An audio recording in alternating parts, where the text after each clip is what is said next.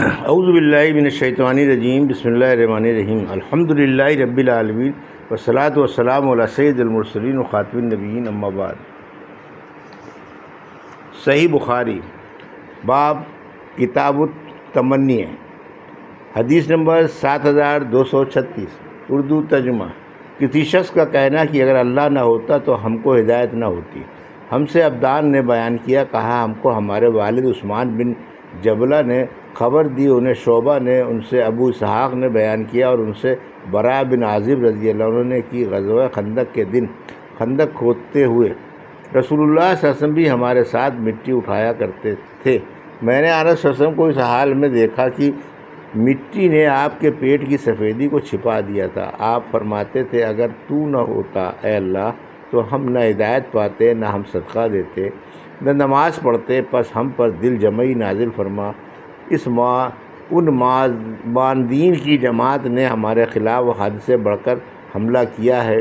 جب یہ فتنہ چاہتے ہیں تو ہم ان کی بات نہیں مانتے، اس پر آپ آواز کو بلند کر دیتے۔ حدیث نمبر 7237، اردو ترجمہ۔ دشمن سے مٹبھیڑ ہونے کی آرزو کرنا منع ہے۔ اس کو آراج نے ابو ہریرہ رضی اللہ عنہ سے، انہوں نے نبی کریم صلی اللہ علیہ وسلم سے نقل کیا ہے۔ مجھ سے عبداللہ بن محمد مسندی نے بیان کیا، انہوں نے کہا ہم سے معاویہ بن عمرو نے بیان کیا، انہوں نے کہا ہم سے ابو اسحاق نے بیان کیا، ان سے موسیٰ بن عقبہ نے بیان کیا، ان سے عمر بن عبید اللہ کے غلام سالم ابو نضر نے بیان کیا جو اپنے آقا کے کاتب تھے کہ عبداللہ بن اوفا رضی اللہ عنہ نے انہیں لکھا اور میں نے ان سے پڑھا تو اس میں یہ مضمون تھا، رسول اللہ صلی اللہ علیہ وسلم نے فرمایا کہ دشمن سے مٹبھیڑ ہونے کی تمنا نہ کرو اور اللہ سے عافیت کی دعا مانگا کرو۔ حدیث نمبر 7238، اردو ترجمہ۔ لفظ اگر مگر کے استعمال کا جواز اور اللہ تعالیٰ کا ارشاد ہو۔ ہود علیہ السلام نے فرمایا اگر مجھے تمہارا مقابلہ کرنے کی قوت ہوتی ہے۔ ہم سے علی بن عبداللہ نے بیان کیا، کہا ہم سے سفیان نے بیان کیا، کہا ہم سے ابو زناد نے بیان کیا، ان سے قاسم بن محمد نے بیان کیا کہ ابن عباس نے 2 لعن کرنے والوں کا ذکر کیا تو اس پر عبداللہ بن شداد نے پوچھا کیا یہی وہ ہیں جن کے متعلق رسول اللہ صلی اللہ علیہ وسلم نے فرمایا تھا کہ اگر میں کسی عورت کو بغیر گواہ کے رجم کر سکتا تو اسے کرتا؟ ابن عباس رضی اللہ عنہ نے کہا کہ نہیں، وہ ایک اور عورت تھی جو اسلام لانے کے بعد کھلے عام فحش کام کرتی تھی۔ حدیث نمبر 7239، اردو ترجمہ۔ ہم سے علی بن عبداللہ مدینی نے بیان کیا، انہوں نے کہا ہم سے سفیان بن عینیہ نے کی عمرو بن دینار نے کہا ہم سے عطا بن ابی رباح نے بیان کیا، ایک رات ایسا ہوا رسول صلی اللہ علیہ وسلم نے عشاء کی نماز میں دیر کی، آخر عمر کی طرف نکلے اور کہنے لگے یا رسول اللہ نماز پڑھیے، عورتیں اور بچے سونے لگے۔ اس وقت آپ صلی اللہ علیہ وسلم حجرے سے برآمد ہوئے، آپ کے سر سے پانی ٹپک رہا تھا، غسل کر کے باہر تشریف لائے، فرمانے لگے اگر میری امت پر، یا یوں فرمایا کہ لوگوں پر دشوار نہ ہوتا۔ سفیان بن عینیہ نے یوں کہا کہ میری امت پر دشوار نہ ہوتا تو میں اس وقت یعنی اتنی رات گئے ان کو یہ نماز پڑھنے کا حکم دیتا۔ اور ابن جریج نے اسی سند سے سفیان سے، انہوں نے ابن جریج سے انہوں نے عطا سے روایت کی، انہوں نے ابن عباس رضی اللہ عنہ سے کہ آن رسول اللہ علیہ وسلم نے اس نماز یعنی عشاء کی نماز میں دیر کی۔ عمر آئے اور کہنے لگے یا رسول اللہ عورتیں بچے تو سو گئے۔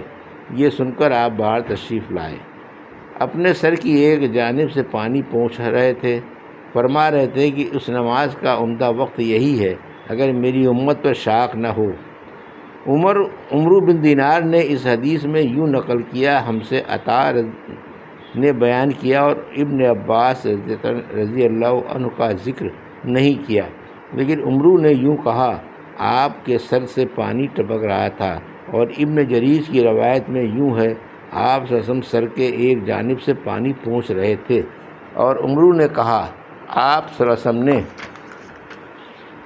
فرمایا اگر میری امت پر شاق نہ ہوتا، اور ابن جریج نے کہا کہ آپ صلی اللہ علیہ وسلم نے فرمایا اگر میری امت پر شاق نہ ہوتا تو اس نماز کا افضل وقت تو یہی ہے۔ اور ابراہیم بن منظر امام بخاری کے شیخ نے کہا ہم سے معن بن عیسیٰ نے بیان کیا، کہا مجھ سے محمد بن مسلم نے، انہوں نے عمرو بن دینار سے، انہوں نے عطا بن ابی رباح سے، اور انہوں نے ابن عباس رضی اللہ عنہ سے، اور انہوں نے آن صلی اللہ علیہ وسلم سے پھر یہی حدیث نقل کی۔ حدیث نمبر 7240 اردو ترجمہ۔ ہم سے یحییٰ بن بکیر نے بیان کیا، انہوں نے کہا ہم سے لیث بن سعد نے بیان کیا، ان سے جعفر بن ربیعہ نے، ان سے عبد الرحمن اعرج نے، اور انہوں نے ابو ہریرہ رضی اللہ عنہ سے سنا کہ رسول اللہ صلی اللہ علیہ وسلم نے فرمایا اگر میری امت پر شاک نہ ہوتا تو میں ان پر مسواک کرنا واجب قرار دے دیتا۔ حدیث نمبر 7241 اردو ترجمہ۔ ہم سے عیاش بن ولید نے بیان کیا، کہا ہم سے عبد الاعلیٰ نے بیان کیا، کہا ہم سے حمید طویل نے، ان سے ثابت نے، اور ان سے انس رضی اللہ عنہ نے بیان کیا کہ نبی کریم صلی اللہ علیہ وسلم نے رمضان کے آخری دنوں میں سوم و وصال رکھا، تو بعض صحابہ نے بھی سوم و وصال رکھا۔ آنس صلی اللہ علیہ وسلم کو اس کی اطلاع ملی تو آپ نے فرمایا اگر اس مہینے کے دن اور بڑھ جاتے تو میں اتنے دن متواتر وصال کرتا کہ ہوش کرنے والے اپنی ہوش چھوڑ دیتے، ہوس کرنے والے اپنی ہوس چھوڑ دیتے۔ میں تم لوگوں جیسا نہیں ہوں، میں اس طرح دن گزارتا ہوں کہ میرا رب مجھے کھلاتا پلاتا ہے۔ اس روایت کی مطابقت سلیمان بن مغیرہ نے کی، ان سے ثابت نے، ان سے انس رضی اللہ عنہ نے، ان سے نبی کریم صلی اللہ علیہ وسلم نے ایسا فرمایا جو اوپر مذکور ہوا۔ حدیث نمبر 7242 اردو ترجمہ۔ ہم سے ابو الیمان نے بیان کیا، کہا ہم کو شعیب نے خبر دی، کہا ہم کو زہری نے خبر دی، اور لیث نے کہا کہ مجھ سے عبد الرحمن بن خالد نے بیان کیا، ان سے ابن شہاب زہری نے، انہیں سعید بن مسیب نے خبر دی، اور ان سے ابو ہریرہ رضی اللہ عنہ نے بیان کیا کہ رسول اللہ صلی اللہ علیہ وسلم نے سوم و وصال سے منع کیا، تو صحابہ نے عرض کی کہ آپ تو وصال کرتے ہیں۔ آپ صلی اللہ علیہ وسلم نے فرمایا تم میں کون مجھ جیسا ہے، میں تو اس حال میں رات گزارتا ہوں کہ میرا رب مجھے کھلاتا پلاتا ہے۔ لیکن جب لوگ نہ مانے تو آپ نے ایک دن کے ساتھ دوسرا دن ملا کر وصال کا روزہ رکھا۔ پھر لوگوں نے عید کا چاند دیکھا تو آپ نے فرمایا کہ اگر چاند نہ ہوتا تو میں مزید وصال کرتا، گویا آپ نے انہیں تنبیہ کرنے کے لیے ایسا فرمایا۔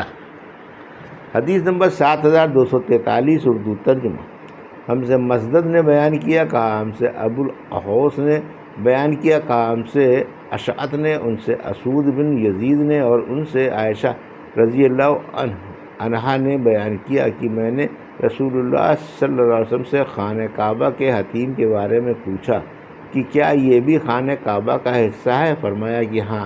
میں نے کہا پھر کیوں ان لوگوں نے اسے بیت اللہ میں داخل نہیں کیا؟ آن صلی اللہ علیہ وسلم نے فرمایا کہ تمہاری قوم کے پاس خرچ کی کمی ہو گئی تھی۔ میں نے کہا یہ خانہ کعبہ کا دروازہ اونچائی پر کیوں ہے؟ فرمایا کہ یہ اس لیے انہوں نے کیا ہے تاکہ جسے چاہیں اندر داخل کریں اور جسے چاہیں روک دیں۔ اگر تمہاری قوم قریش کا زمانہ جاہلیت سے قریب نہ ہوتا اور مجھے خوف نہ ہوتا کہ ان کے دلوں میں اس کا انکار پیدا ہوگا تو میں حتیم کو بھی خانہ کعبہ میں شامل کر دیتا اور اس کے دروازے کو زمین کے برابر کر دیتا۔ حدیث نمبر 7244 اردو ترجمہ۔ ہم سے ابو الیمان نے بیان کیا، انہوں نے کہا ہم کو شعیب نے خبر دی، انہوں نے کہا ہم سے ابو زناد نے بیان کیا، ان سے اعرج نے بیان کیا، اور ان سے ابو ہریرہ رضی اللہ عنہ نے بیان کیا کہ رسول اللہ صلی اللہ علیہ وسلم نے فرمایا اگر ہجرت کی فضیلت نہ ہوتی تو میں انصار کا ایک فرد بننا پسند کرتا، اور اگر دوسرے لوگ کسی وادی میں چلے اور انصار ایک وادی یا گھاٹی میں چلے تو میں انصار کی وادی یا گھاٹی میں چلوں گا۔ حدیث نمبر 7245 اور 7246 اردو ترجمہ۔ ہم سے موسیٰ نے بیان کیا، انہوں نے کہا ہم سے وہیب نے بیان کیا، ان سے عمرو بن یحییٰ نے، ان سے عباد بن تمیم نے، اور ان سے عبداللہ بن زید نے رضی اللہ عنہ نے بیان کیا کہ اگر ہجرت نہ ہوتی تو میں انصار کا ایک فرد ہوتا، اور اگر لوگ کسی وادی یا گھاٹی میں چلیں تو میں انصار کی وادی یا گھاٹی میں چلوں گا۔ اس روایت کی مطابقت ابو طیاح نے کی، ان سے انس نے، نبی کریم صلی اللہ علیہ وسلم سے اس میں بھی درے کا ذکر ہے۔ یہ تھی صحیح بخاری باب کتاب التمنی کی حدیث نمبر 7000 236 سے 7246 کا اردو ترجمہ جو ابھی آپ نے سماعت فرمایا۔ اللہ سے دعا ہے کہ اللہ میرے حدیثوں کی صحیح سمجھ عطا فرما اور ان پر عمل کرنے کی توفیق عطا فرما، آمین یا رب العالمین۔